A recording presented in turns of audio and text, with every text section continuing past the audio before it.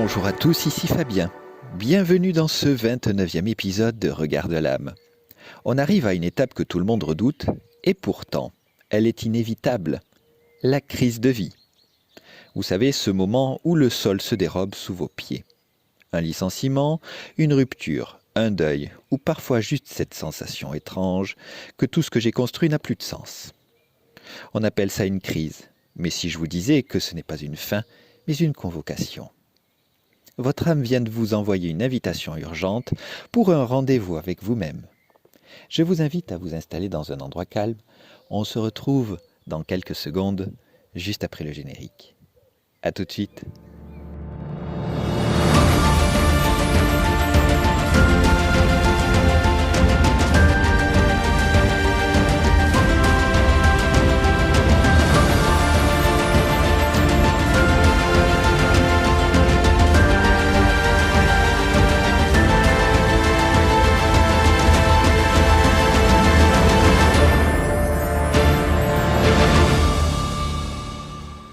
On vit notre vie sur des rails. On avance, on bâtit, on accumule. Mais parfois les rails ne mènent plus là où votre âme veut aller. Alors elle fait sauter les rails.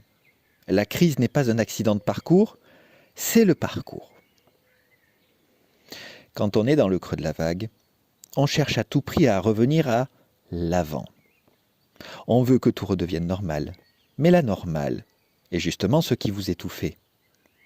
La crise de vie est une mue.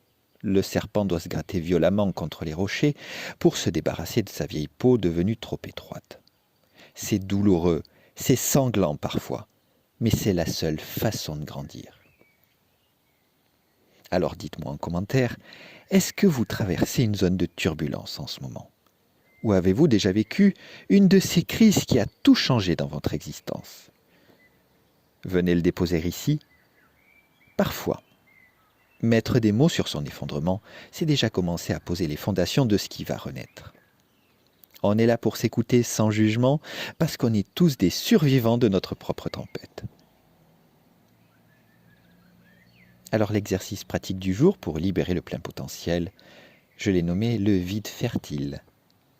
Quand tout va mal, on a peur du vide. Aujourd'hui, je vous propose de l'apprivoiser.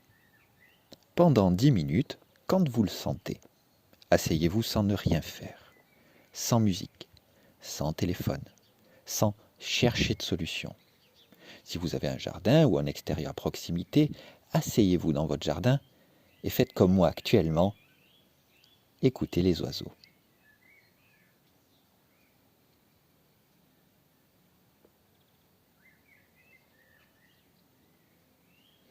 Accueillez cette sensation d'inconfort. Et dites-vous intérieurement, je ne sais pas ce qui va suivre, et c'est très bien. Je laisse l'univers reconstruire ce qui doit l'être. C'est un exercice de réédition totale. C'est là, dans ce vide, que les idées nouvelles commencent à germer.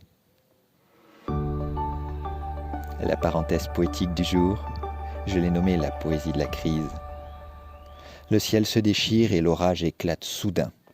Tu te sens perdu, seul au milieu du chemin.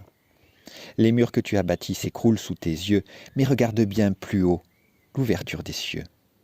Ce n'est pas la fin, c'est le début d'une autre histoire, un grand nettoyage pour ta propre mémoire. Accueille le vertige, laisse tomber tes vieux masques, c'est le rendez-vous sacré que ton âme te masque. Et un mantra pour traverser les zones d'ombre, je vous invite à le répéter après moi. Je ne m'effondre pas, je me transforme. Je fais confiance à l'intelligence de mon âme pour me reconstruire. Prenez grand soin de votre boussole et de votre lumière intérieure. Et surtout, ne manquez pas le prochain épisode, on abordera la vieillesse. On changera totalement de regard sur le temps qui passe. Nous irons voir comment, au crépuscule de l'existence, le dépouillement devient une immense liberté et la récolte de la sagesse. C'est un épisode qui va apaiser vos peurs. À très vite, c'était Fabien.